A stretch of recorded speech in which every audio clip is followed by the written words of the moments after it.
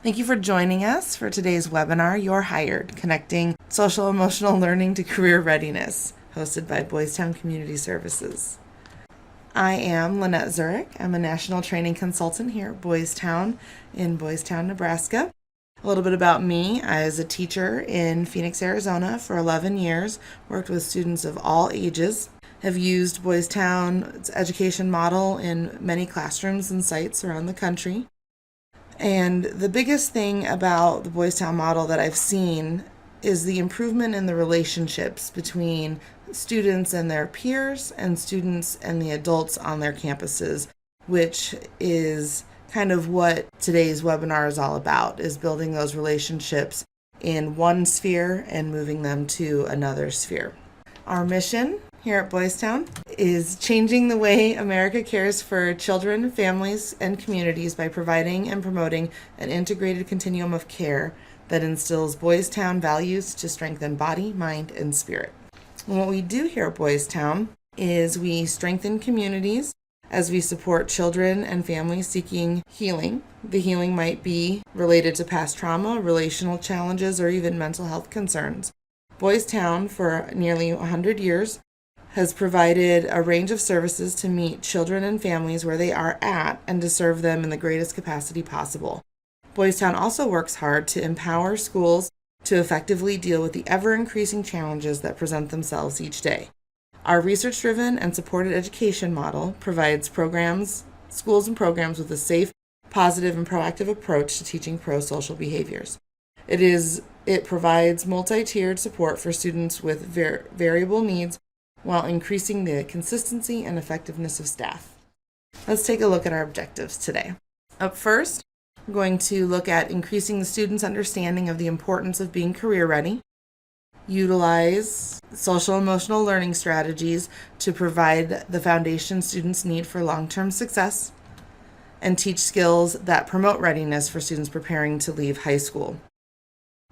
Over the years, we've been collecting data and feedback in a variety of resources, asking employers what they're noticing as the biggest needs for their new hires and those students leaving school, what they need to be successful in the workplace. The National Association of Colleges and Employers have listed soft skills as the biggest need.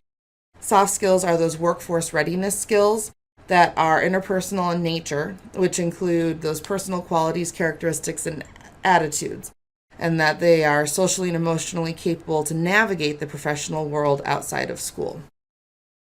Looking at our first objective, is to increase understanding the importance of being career ready. As educators, we know the importance of social skills for our students. We teach them, guide our students to use them, and say things similar to, "You're going to need this when you leave school." But oftentimes we fail to adequately provide the rationale for why these skills are so important. Students, just like us, the rationale is what makes the difference between them buying into what we are asking of them versus just treating it as another thing I'm learning. So it's important that when we are teaching our students social skills and that we're really intentional with our practice and connecting them to employability after they leave school. According to the Association for Career and Technical Education, career readiness involves 3 areas: core academics, employability skills, and those technical job-specific skills. When we're talking about those core academic skills, it's the ability to apply skills to concrete situations in order to function in the workplace and in routine daily activities. Those employability skills, such as critical thinking and responsibility, are essential in any career area. And job-specific skills are related to their chosen and specific career path. These skills have been emphasized in numerous research studies, and we find very broad categories of skill being referred back to as we ask employers what they feel their new employees are most needing. They say that the employability skills, again, those soft skills, are the most critical to workplace success. And while there are others, one of the more recent research collections and studies highlight these 5 as the top skills of importance: leadership, teamwork, communication, problem solving, and work ethic. Are they all inclusive? Not necessarily, but they're the top 5 that if you pull up multiple areas of research, you will find these 5 are very common. So how in your classroom do you already teach these skills that these employers are looking for? Feel free to type in the chat message box. And for example, in my classroom, when we're focusing on teamwork and team building, we practice responsible active listening and making sure that everyone's heard. I see observations and collaboration with all students, interviewing, problem solving. Role playing, fantastic. Role playing and that practice we're going to talk about later, but practice is vital when it comes to taking these skills from the classroom scene into the workplace. Critical thinking with observation. Yes. Wonderful. Thank you for sharing. Now, linking some of those, what's a skill that you could possibly utilize to help students practice or incorporate that broader category into their daily social interactions? Thank you for sharing, Wendy. She says our teachers give employability grades for things like being on time, working with others, cooperating, and meeting deadlines. Excellent. Time management. All very important, smaller skills that feed into those bigger, broader categories. Wonderful. Thank you for sharing. So speaking about social and emotional learning, we're going to look at specific strategies to provide the foundation students need for long-term success. Social and emotional learning is the process through which children and adults acquire and effectively apply knowledge, attitudes, and skills necessary to manage their emotions, set goals, show empathy, establish relationships, and make responsible decisions. Let's take a closer look at at our domains, starting with self-awareness. Self-awareness is the ability to recognize and label your emotions, identify triggers, and accurately recognize your strengths and limitations. We know that youth that are more self-aware tend to exhibit self-confidence and are more prepared and hopeful for the future. One of the social skills that we can have our students practice and master for self-awareness is teaching them to use self-monitoring and self-reflection, thinking about their behaviors you're engaging in and the feelings that they're having, correctly identifying and labeling their behaviors and feelings, thinking about whether these are appropriate for the current situation, and identifying alternative behaviors that would be more productive. And so that skill, do you think your students naturally come prepared with that skill? I think the overall answer would be no. And so again, these skills are able to be taught, practiced, and mastered with time so that our students are able to make them an innate part of them. Good. Yes, they need to build on experiences before they can gain that confidence. Very good. Thank you for sharing, Fred. Now, looking at self-management, which is the ability to set plans and work towards goals, manage stress, regulate impulses and emotions. Right? This is that ability to manage themselves and regulate their impulses. And we all know that our students have, some of them have great self-control and others of them really struggle with the ability to control whatever pops into their head, whatever they want to do at that particular moment. And so using skills to help them practice that sense of self-management will help them to achieve their goals. A skill that we can teach and have our students master is using anger control strategies. Many of our students, when they get angry, they feel it and they let it go.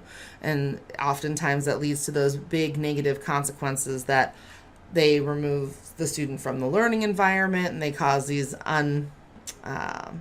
unsatisfactory or unsatisfying consequences. So if we can teach our students to use anger control strategies, we'll see them be able to self-regulate and be able to maintain their composure. So we do that by teach them to monitor their body's feelings and their breathing, focusing on those deep, slow breaths, continuing until with the breathing until they feel their body relax, asking for a few minutes alone, or instructing yourself to relax. So again, we're teaching our students these specific behaviors, these skills, so that they can advocate for themselves when they need a minute. And we, again, because it's been taught, we know that they can responsibly complete those tasks. Shifting into social awareness, our students are looking at identifying social cues, which we know to be difficult for all students, but especially our students with autism spectrum disorder. And so we want to make sure that we are intentional in our teaching of what different social responses look like, so that they can learn those approximations and become aware of them, to predict others' feelings and reactions, and to understand other points of views or perspectives. Social awareness is just that ability to exhibit empathy and identify certain key happenings so that they can read their environment and be receptive to the feedback that they're receiving. And this increases the likelihood that a child will develop those positive relationships. A skill that we can help our students master that will help them with that social awareness is showing sensitivity to others. And so just being aware of others that are unique or different to who we are and how we process the world. So expressing interest and concern for others, recognizing that disabled people deserve the same respect as others, apologizing for hurting someone's feelings or causing harm, whether it's intentional or unintentional. A lot of times we fall into the whole, I didn't mean that, I'm sorry, it came out wrong, and we don't address that it was an unintentional, but it still caused harm. And then treating others of different race, religion, and backgrounds the same way that you would like to be treated. And again, it might sound like common sense to us, but these are very specific skills that we have seen students lack. And so making sure, again, that we're teaching them and we're having them practice will help them be successful in the workplace and all components of their life. Looking at relationship skills. This is how we make friends, communicate with others, provide help to those who need it. Right? The ability to build relationships is vital in school, in their family, with their friends, and in the workplace as well. So students that are able to connect with others and build a sort of base relationship, we're able to see them bond and flourish with others, and communication, we know, is essential to being successful in the workplace. One of the skills we can teach is following rules, and so taking rules into the context of different areas, be it school, life, or work. Learning what rules apply to the current situation. Adjust your behavior so you are following the rules exactly. Refraining from bending rules, and if you have questions, to find the appropriate adult to ask questions. So knowing that it's okay to ask questions if you're unsure how to delve into this area of life. Looking at responsible decision making.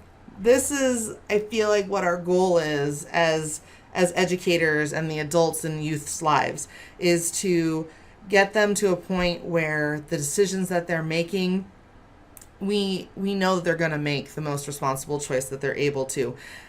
And again, this comes from intentional teaching. We have to be intentional about how we guide our students to make these responsible decisions. We want to make sure that they're reflecting on how their current choices affect the future. Research shows cognitively that most students focus on the present. They're egotistical and they have a hard time of moving thinking past this current day. And so really connecting with how the choices that they're making now connect to and it will impact their future decisions and their options.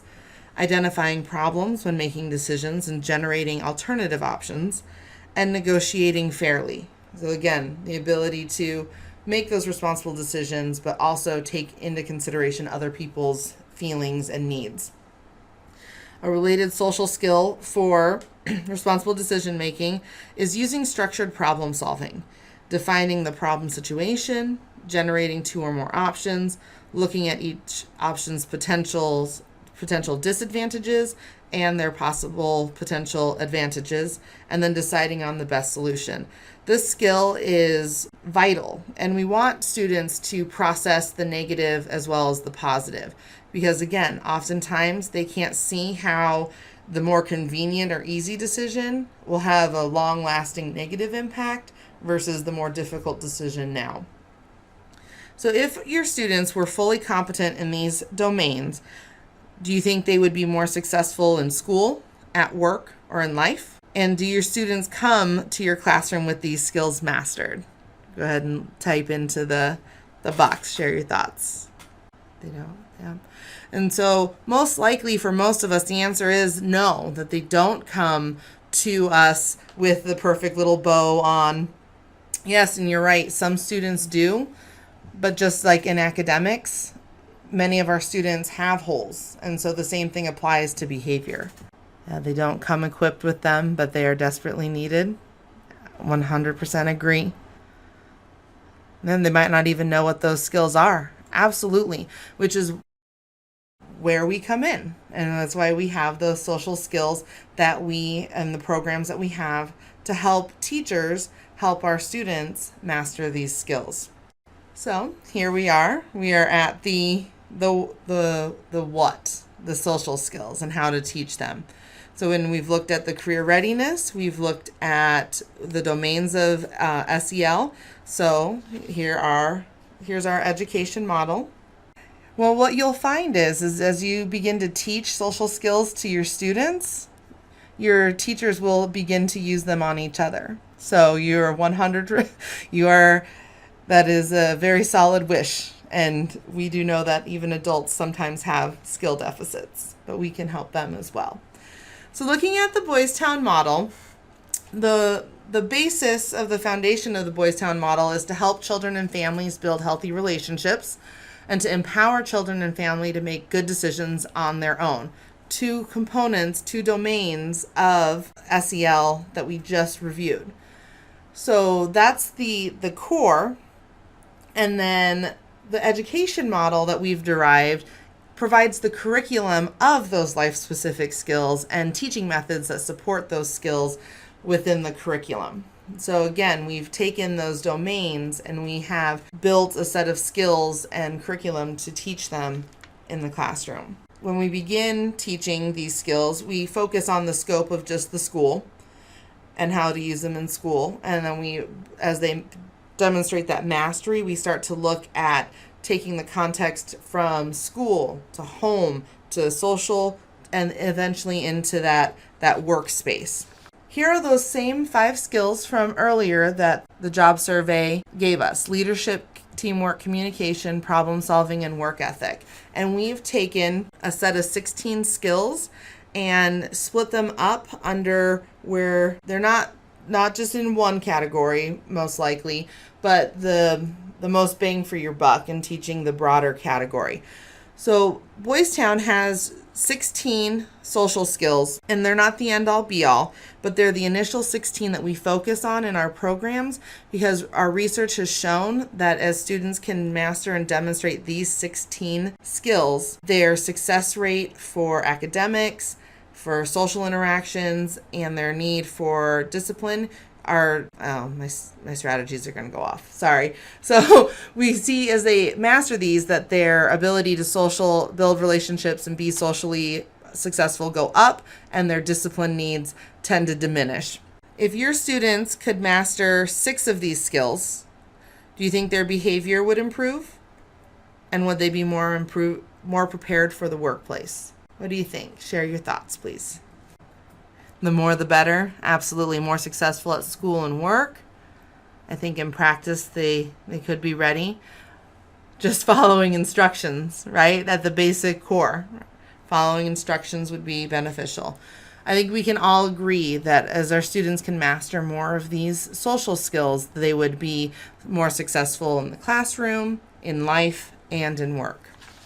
A survey was conducted where they asked graduating seniors to rate their proficiency in their work ethic. And 89.4% of those students questioned with resounding confidence said that they were ready to go. They had the work ethic needed to be successful in their career of choice.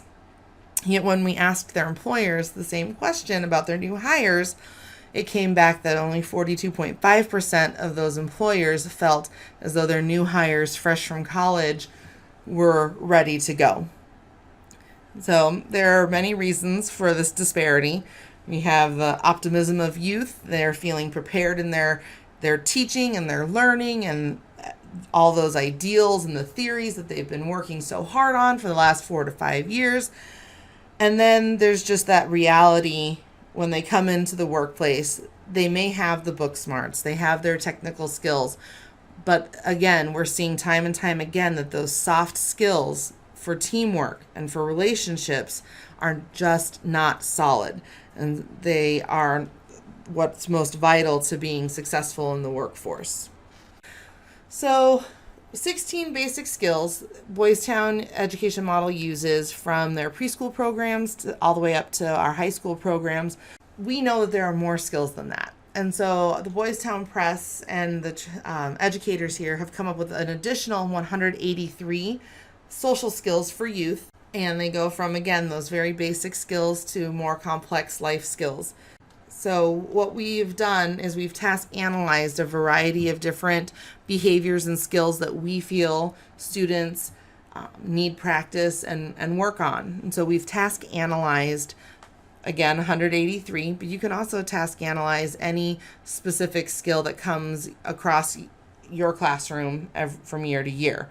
We look at them being focused. And so again, a very narrow focus. We don't want to embed other skills within until we start looking at those more complex skills. We're going to look and make sure that those behaviors are able to be modeled so that we can determine whether or not they're meeting the criteria. The steps are specific and observable, and they're presented in the order of performance. Let's take a look at some of the skills that we offer in our resources. I am so sorry about that slide. We'll look at these three. I'm sorry about the slides mix up.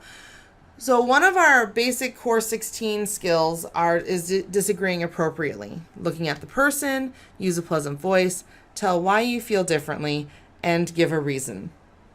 And then listen to the other person. You'll notice that it's 5 quick steps. They're all they're measurable. You can hear or see them.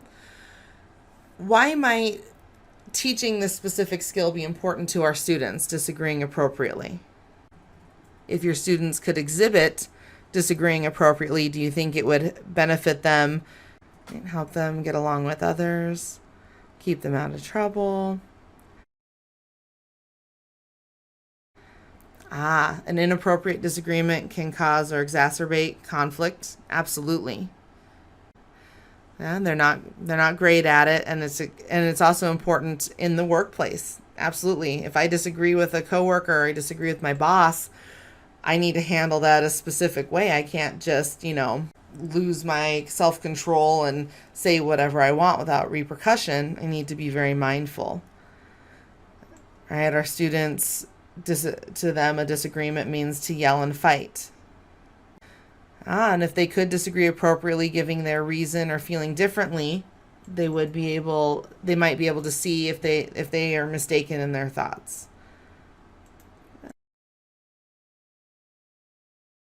Good. Thank you so much for sharing your thoughts. Yes, if we can get our students to disagree appropriately, we are already teaching them a skill that's going to be help them be more successful in school. It's going to be more successful at home and in the workplace. Good.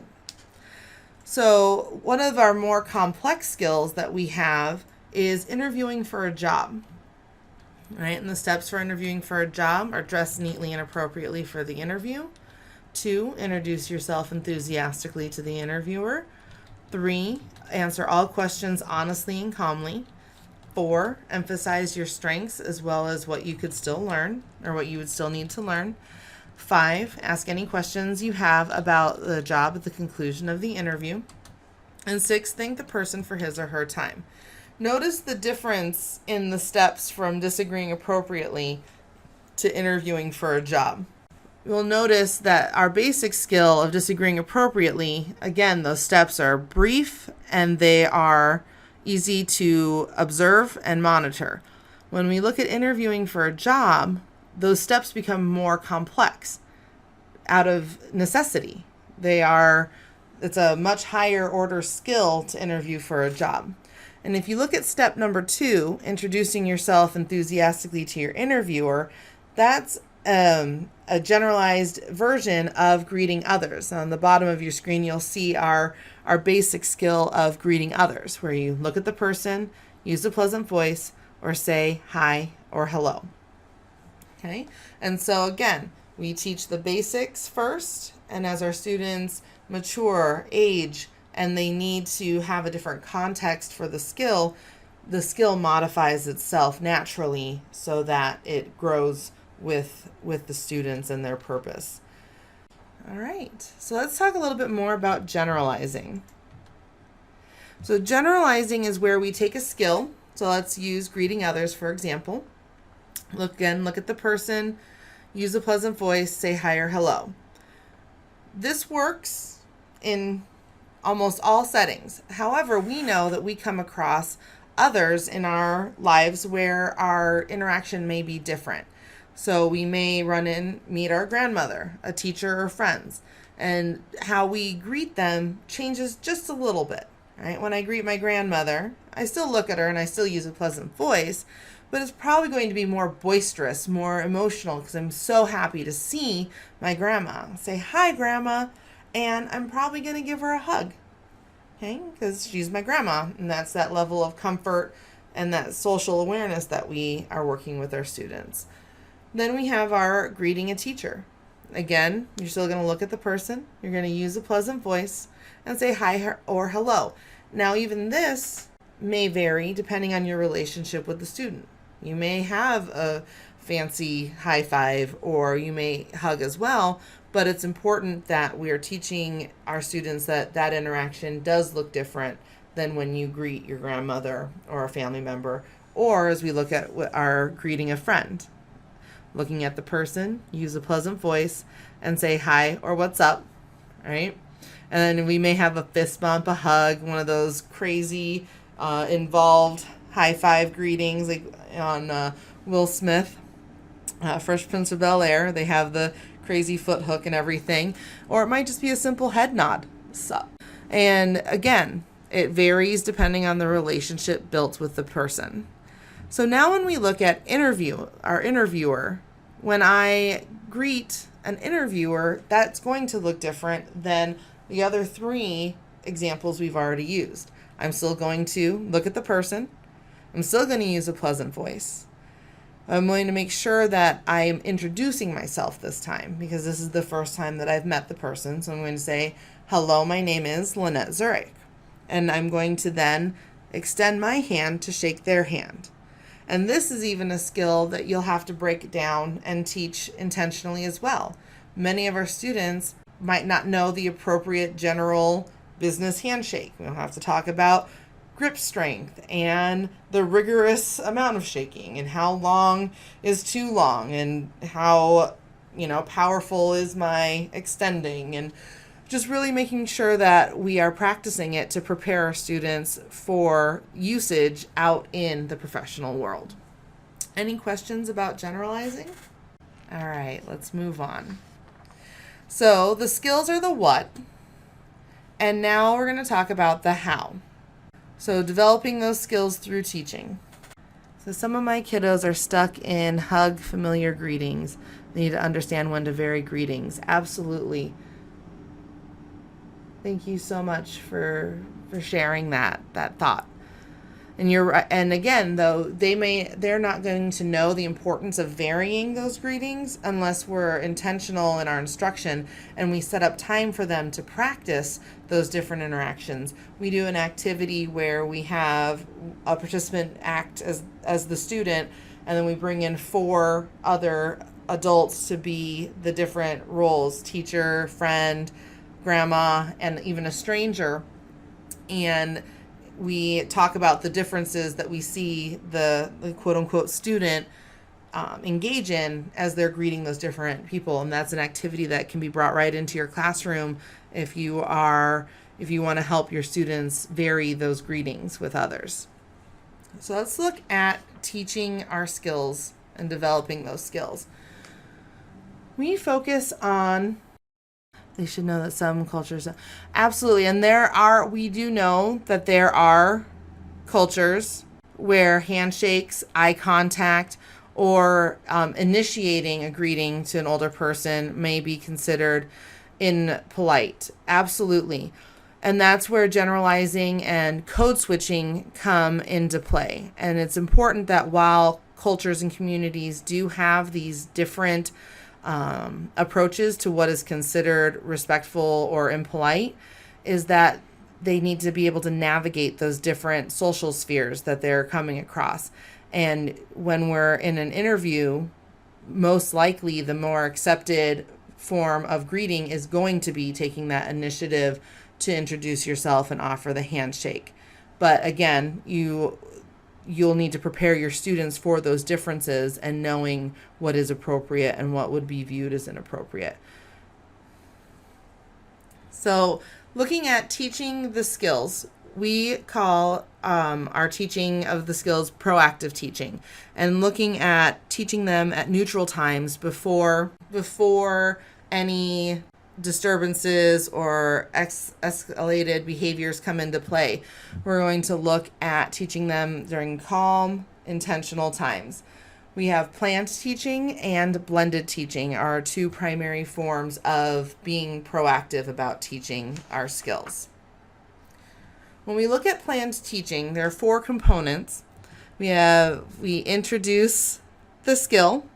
And again, we're going to take the time to introduce what we're doing and how we're going to work on it. We're going to describe those appropriate behaviors. Oftentimes when we're in planned teaching, this is a new skill, a skill that they haven't had much exposure to. And we're going to, or it might be a difficult skill. So it might be new or it might be difficult. And we don't want to leave what our expectations are up to assumptions. Again, we know that if we leave our students to interpret what our expectations are, oftentimes they aren't the same. They don't agree with what we deem to be appropriate. So we want to take the guesswork out of it by giving them the behaviors we expect to see. We're going to then give a reason, and this reason can be connected to how it works in your classroom, why it's important that they do it in your classroom, but also, again, why it's important to exhibit this behavior in the workplace or for getting a job. And then we're going to have them practice. Research shows that the more active students become in their learning, the more retention they have. So as a student listens to a lecture, reads, writes, the percentage of retention goes up. And when we get to practice, the percentage jumps up to 75% retention. So we're going, and then we have our students practice, model, and exhibit those behaviors, and the retention just jumps up. And we know even from there, if we can get our students to practice these skills with mastery, if we can get them to then teach the skills to others, their retention goes up to 90%.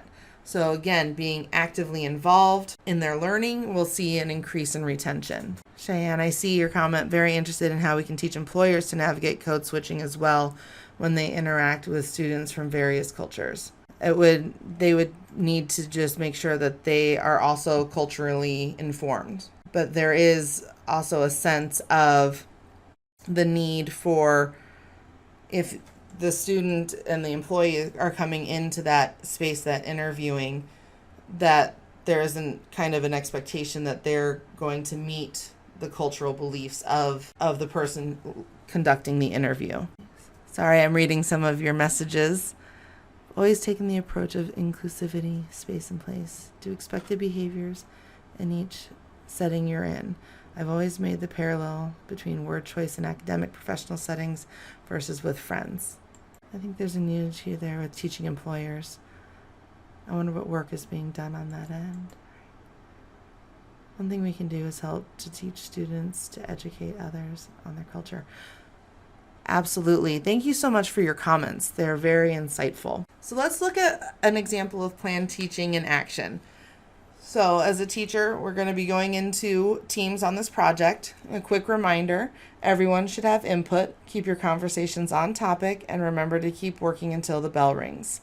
This will help you meet your deadline. So let's see how we do. You have 20 minutes. So with practice, what you'll notice is this practice, it wasn't role play. It was just go out and do it. And the teacher would be monitoring the space, providing praise and support for students that are on task and exhibiting those appropriate behaviors, and also providing feedback and support for those students that need a gentle reminder of what they should be doing.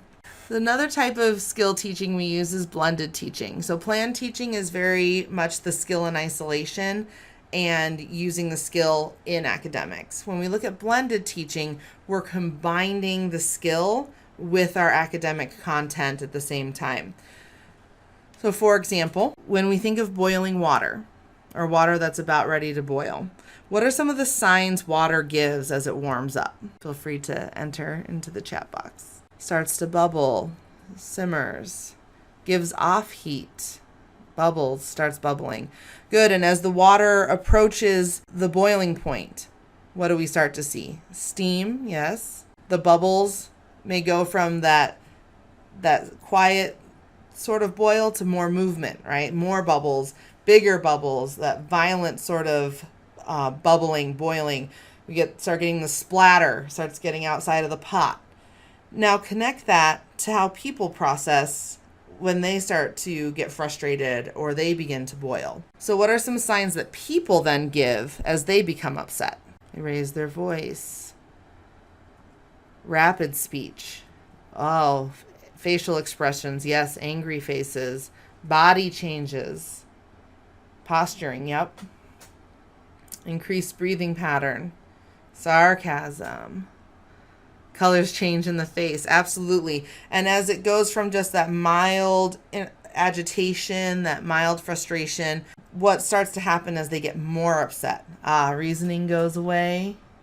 Some stay quiet. Some show no facial expression, right? They might have a shifted body language, though. There are a lot of nonverbal cues as well versus what we can see. And what happens when a person gets to the point where they can't control that anger anymore? What do we typically see or hear? Yeah, we see them they're unable to control themselves, and just like that boiling water starts to splatter out of the pot, we're seeing our behaviors escalating, right? Screaming, hitting, pounding fists. Good. Right? Those are all exhibits that we've reached that boiling point, that we can't control it anymore. And so it's leaving our body. Yeah, walking out, walking away, right? That's probably one of the more frustrating things, yeah, when it becomes passive aggressive. I am so mad, I'm just going to leave. Oof.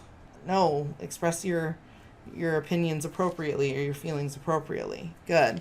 Thank you so much again for sharing. So again, blended teaching is just we know that our time as educators is limited. Yes, passive aggressive is quite common in office settings, right? They're trying to not outburst, but then it comes off as passive aggressive, which is just as bad as an overt active aggressive outburst. Flapping. Yeah, the kind of like the stemming for our autistic friends, students. Yes, I agree. Good. So again, with blended teaching, it's taking that vital time that we already know is cut short and taxed, and embedding those skills within the content that we're already teaching. The Boys Town Press offers several resources that can help support developing skills as you are deciding to teach different skills in your classroom. Our hope is that we are adding to your instruction but not adding work. And so we have these resources that make practice fun, engaging, academically embedded.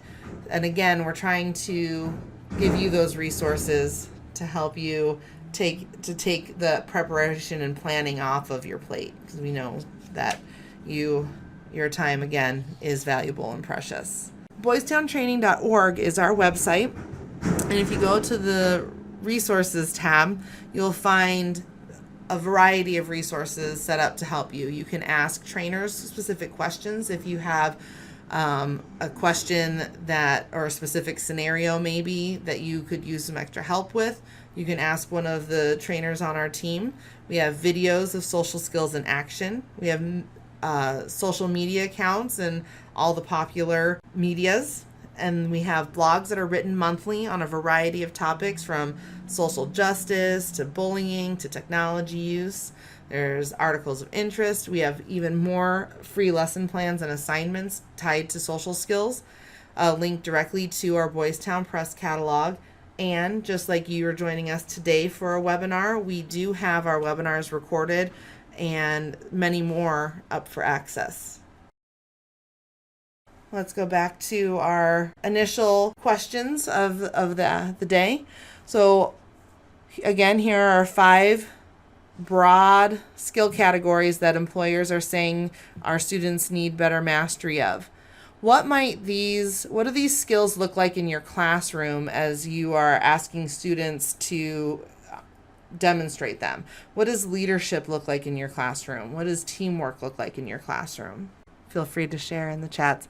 I know for me, I taught a lot of math, and so work ethic and perseverance was a big skill that I focused on, persevering through difficult problems, trying to problem solve from there.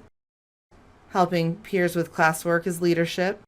Try to set leaders up in group work, so give them the role in which to rise to, so that they know they can exhibit those leadership skills. Breaking up a complicated project into smaller tasks, good. That's definitely problem solving. Okay. Focusing on basic skills. Some students take care of their brothers and sisters, making them natural leaders. Absolutely, that responsibility that comes from helping their family members. And focusing on being prepared and being on time. Right, those are basic work ethic skills that can definitely be embedded from earlier ages. Respecting differences promotes productive teamwork. Yes, again, that disagreeing appropriately comes into play there. Listening, asking for help from peers or teachers equals teamwork. Yes, being able to have the confidence and the skill of asking for help can contribute to better teamwork. So some of those skills, we can see the natural connection between what we ask them to do in the classroom to outside of school. Work ethic, showing up on time, paying attention. Good. So what are some skills that maybe we teach in the classroom that we need to be more intentional to bring out and focus on in life outside of the classroom, outside of school? Managing emotions, problem solving, communication. Yes, how I communicate in school will differ from how I communicate with friends at work. Problem solving, communication. How can we help our students master the differences in communication at school versus outside of school? What are some thoughts? Skits, role play. That practice piece is vital. Discussions, role play, practice. Setting expectations and the generalization again. Absolutely.